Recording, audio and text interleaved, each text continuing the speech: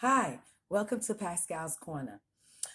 Today, I want to take a time out to recognize those people who have lost loved ones, children, due to gun violence.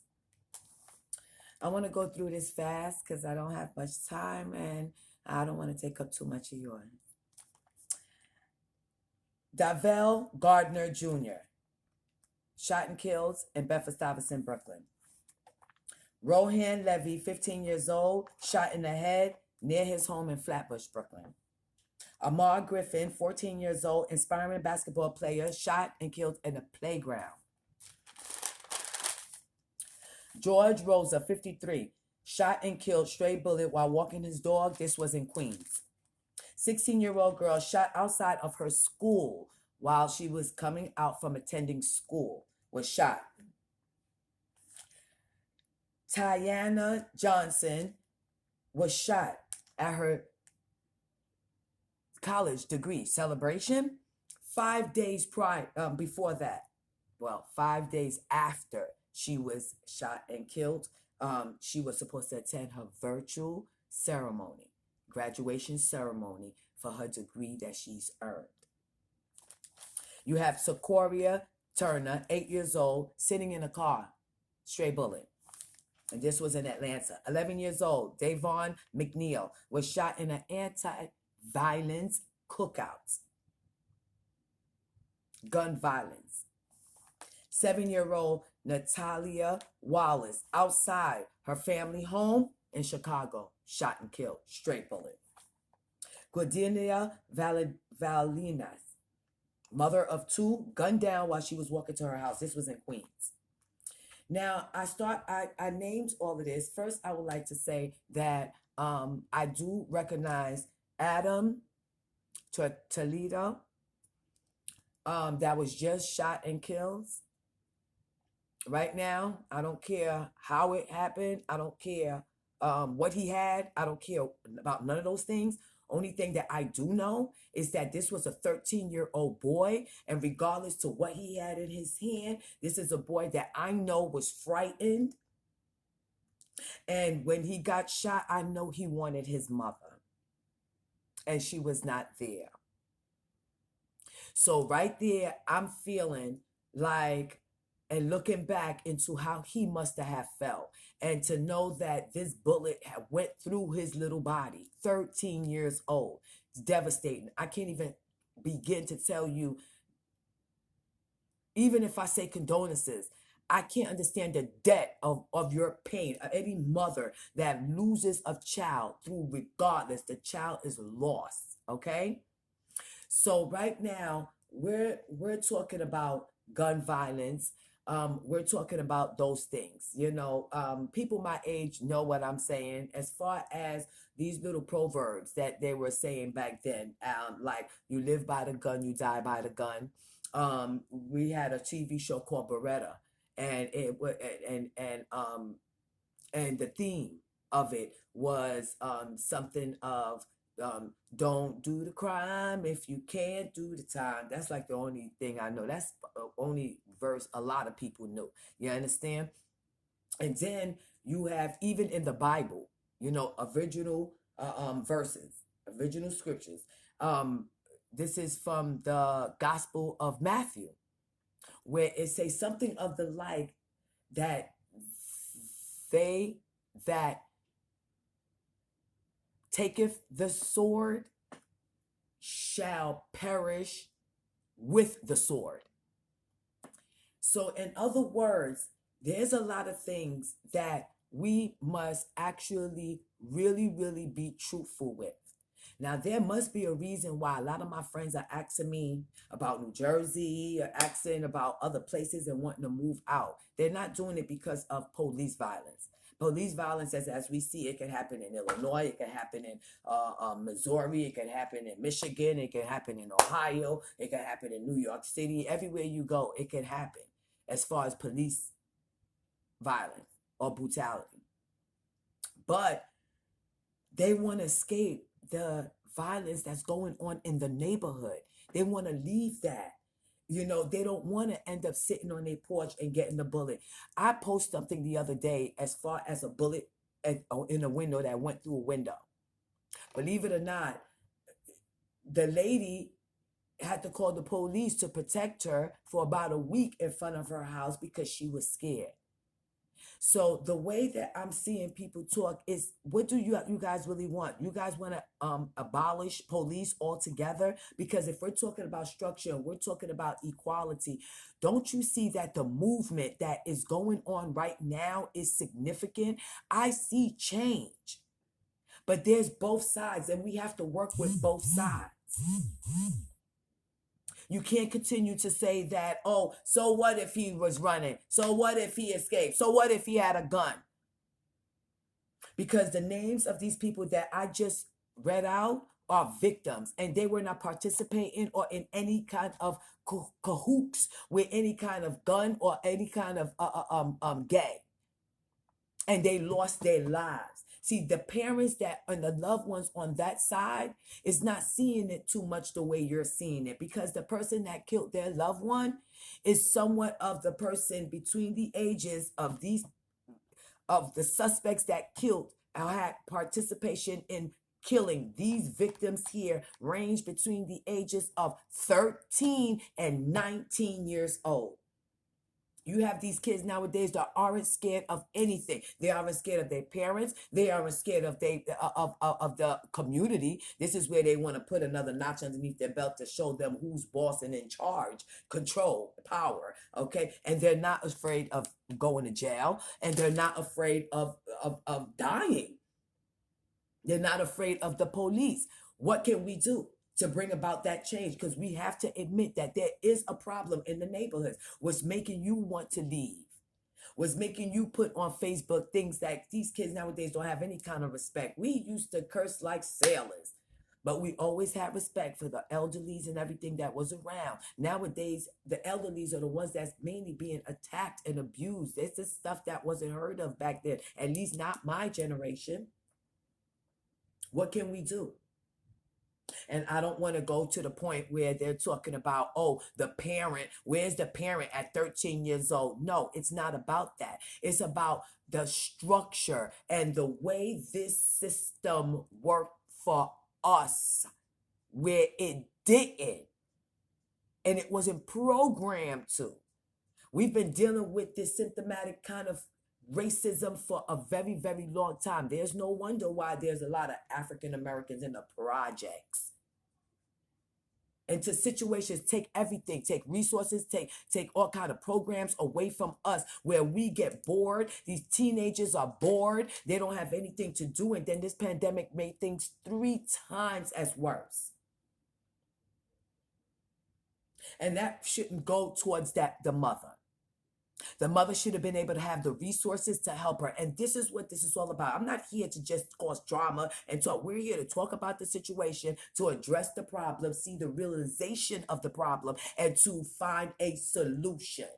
We need a spokesperson. We need somebody to go inside of the communities right now and talk to the people, talk to the kids, advertise, TV shows, I don't care, commercials, ads, papers, anything to get across how from now on, because we reprogramming and everything, from now on, how it's going to be when a police officer stop a citizen, where we will have the right, without the police getting offensive, defensive, and start to take away or stop our recording. I don't care. They need to put their recordings on, and we should be allowed to put our recordings on from the time they pull us over, so we can make sure that we have it in our presence as well.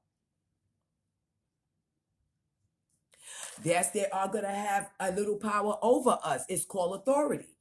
Somewhere, somehow, there's rules, there's regulations that need to be forthcoming and forthright to bring some structure. We can't keep shaking our heads when our kids are dying because of senseless gun violence. When a 1-year-old gets shot because he's sitting there with his mother, enjoying the air, enjoying the company, enjoying people, enjoying outside in the community. A grandmother shouldn't get hit by a bullet while she's sitting out there trying to take some air because she's been in the kitchen cooking all day.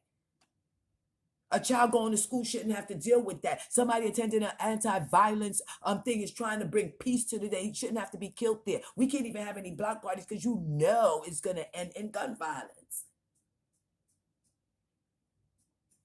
Right now, we need to help the community. We need to, with all these resources that we're going to be getting from how you say it, refunding the police instead of defunding them. You know, we're not taking it away from them. What we're doing is we're exhorting it. So right now it came up. This is what I decided to do. I wrote since January 28th. This is the cover sheet letter to Governor Murphy about empowering children and finding things that they can do that would end up giving them some kind of dignity, some kind of thing. And I did put things that would be punishable also, because our kids have to be punished just like our kids. You know, they don't do what they have to do. I'm going to take your phone away. You're a punishment. You know, something has to be done when they're not afraid of their parent. When the parents say, I'm putting you on punishment, they look at you up and down and they do as they please.